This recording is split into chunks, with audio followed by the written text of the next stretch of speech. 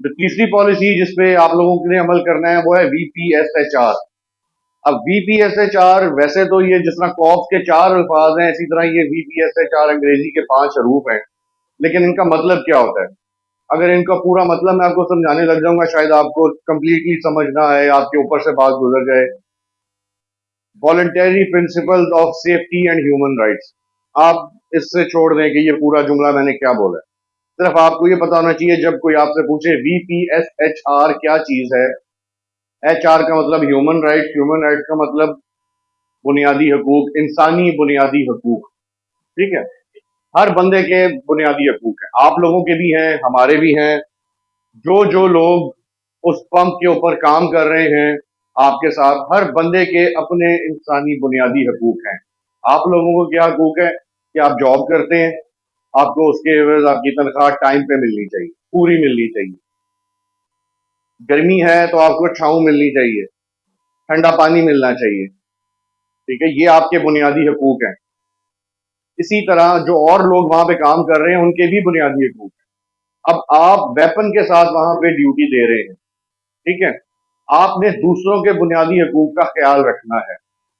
अब कौन कौन सी चीजें होती हैं उसमें जिनमें का ख्याल आपने रखना है कि आपसे कोई भी बंदा खौफ ना खाए। ठीक है, आपने हथियार पकड़ा हुआ है, आपके जो दूसरे फिलर्स वहां पे काम कर रहे हैं, कोई वॉशिंग एरिया का लड़का है, कोई टायर शॉप का लड़का है, कोई ट्रक शॉप का लड़का है, आप उससे इस तरीके से बात करें कि वो आपसे खौफ ना खाए कि यार ये अगर मैंने इससे कोई बात की आगे से बदतमीजी से बात करेगा।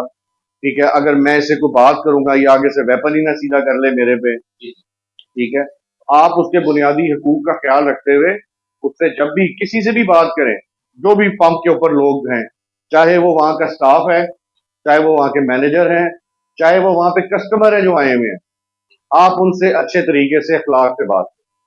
ठीक है, ये आप उसको सबसे पहला बुनियादी हक दे रहे हैं कि आपसे मैं अच्छे तरीके से बात करूंगा, आपको बुनियादी हकूक है ये। दूसरा, आपके पास क्योंकि वेपन है, ठीक है, आप उससे अच्छे तरीके से बात कर रहे हैं, आप एक ब्रांड पे खड़े हुए हैं, शेल पे खड़े हुए हैं। शेल एक इंटरनेशनल ब्रांड है, उसकी एक अपनी साख भी है। अब खुदा न खास्ता कोई कस्टमर आता है आपके पास, हर किस्म का कस्टमर आता है, ठीक है, छोटा बड़ा, मर्द औरत, कोई अपने किसी मसले से परेशान है, कोई महंगाई से मसला है, किसी के पास पैसे कम है लेकिन पेट्रोल फिर भी डलवाना है, कोई दफ्तर से लड़के आया है, कोई घर से लड़के, हर किसी का एक अपना फ्रेम ऑफ माइंड है। ठीक है, आपको नहीं पता कि यार अगला किस मुसीबत में है या उसके दिमाग में क्या चल रहा है। अब अगर वो आके वहां पे कोई थोड़ी बहुत ऊंची नीची बात कर देता है, लेकिन आपका फर्ज है कि आप उससे अच्छे अखलाक से बात करें।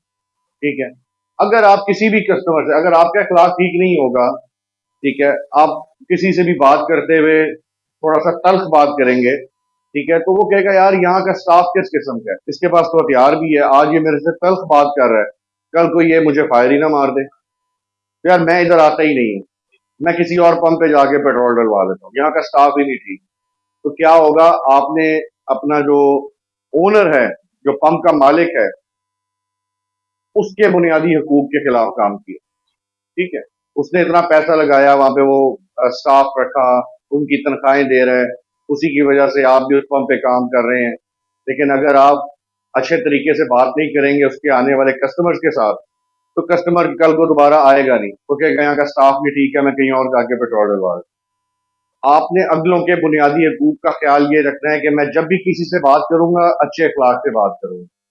ठीक है, अब हमने आपको एक ये पेपर दिया हुआ है, शेल